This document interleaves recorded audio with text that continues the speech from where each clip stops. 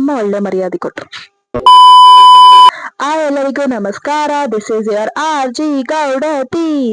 ಈ ನನ್ ಮಕ್ಳು ಮುಂಜಾನೆ ಎಬ್ಬರ್ಸ್ಬಿಟ್ರು ನನ್ಗೆ ರೈಟು ಲೆಫ್ಟ್ ಮುತ್ತಿ ನನ್ ರೂಮಿಗೆ ಬಂದು ಅದೇ 11 ಗಂಟೆಗೆ. ಆಮೇಲೆ ಒಂದ್ ಡ್ಯಾನ್ಸ್ ಆಡ್ಕೊಂಡು ಕಸ ಗೀಸೆ ಅದೊಂದೇ ಕೆಲಸ ನಾವು ಅಮ್ಮ ಕೊಡೋದು. ಅದನ್ನು ಡ್ಯಾನ್ಸ್ ಆಡ್ಕೊಂಡು 1 ಅವರ್ ಮಾಡಿ ಸ್ಕಿನ್ ಕೇರ್ ಮುಗಿಸಿ ಮೇಯ ಕುತ್ಕೊಂಡೆ. ಅದೇನೋ ಸೊಪ್ಪಲ್ಲಿ ಸ್ವಲ್ಪ ಚಿತ್ರಾನ್ನ ಟೈಪ್ ಮಾಡಿದ್ರು, ಬಿಕಾಸ್ ನನಗೆ ಸ್ವಲ್ಪ ಬಸ್ಸಾರು ಇಷ್ಟ ಆಗಲ್ಲ ಅಂತ. ಆಮೇಲೆ ಸ್ವಲ್ಪ ಕಾಯಲ್ಲಿ ಏಟಾಗಿತ್ತು, ಕ್ಯೂರ್ ಎಲ್ಲ ಮಾಡಿ ನನ್ನ 14 ವರ್ಷದ ಬೆಸ್ಟ್ ಫ್ರೆಂಡ್ ಬಂದಿದ್ಲು. ಅವಳು ಎಕ್ಸಾಮ್ ಮುಗಿಸ್ಕೊಂಡು ಏನೇ ಆದ್ರೂ ಅವಳನ್ನ ಮೀಟ್ ಮಾಡೋದು ಮಿಸ್ ಮಾಡಲ್ಲ. ಇಲ್ಲಿ ತಿಂದಿದ್ ಸಾಕು ಅಂತ ಹೊರಗಡೆ ಹೋಗಿ ತಿಂದು ಇವನ್ ಕೇಳ್ತಾ ಇದ್ದ ನನ್ಗೇನ್ ತಂದೆ ನೀನ್ ತಿಂದ್ರೆ ಸಾಕ ಅಂತ. ಬಟ್ ನಮ್ಮ ಅಮ್ಮ ಮಾತ್ರ ರೋಲ್ ತಂದಿದ್ಕೆ ಇವ್ನ್ ಮಾತಾಡ್ತಾನೆ ಇರ್ಲಿಲ್ಲ. ಇವನನ್ನೆಲ್ಲ ಸಮಾಧಾನ ಮಾಡಿ ನಮ್ಮ ಸ್ನೂಫನ್ ನೋಡಕ್ ಹೋಗ್ತಿದ್ವಿ. ಇವನೇ ಓಡ್ತಿದ್ದ ಇವ್ರ ಅಕ್ಕನ್ ನೋಡಕ್ಕೆ. ಅಂಡ್ ಇವ್ರಿಬ್ರು ಮಕ್ಳು ಹೀಗಿದ್ದಾರೆ. ನಾನು ತುಂಬಾ ಫ್ರೀ ಆಗಿದ್ದೀನಿ ಅಂತ ನಮ್ಮ ಅಪ್ಪ ಹೇಳ್ತಿದ್ರು, ಗೊತ್ತಿಲ್ಲ. ಅದಕ್ಕೆ ಇವನು ಮಲ್ಟಲ್ಲಿ ಇದ್ದು ನನಗ್ ಸ್ನಾನ ಮಾಡ್ಸೋದೇ ನನ್ ಕೆಲಸ.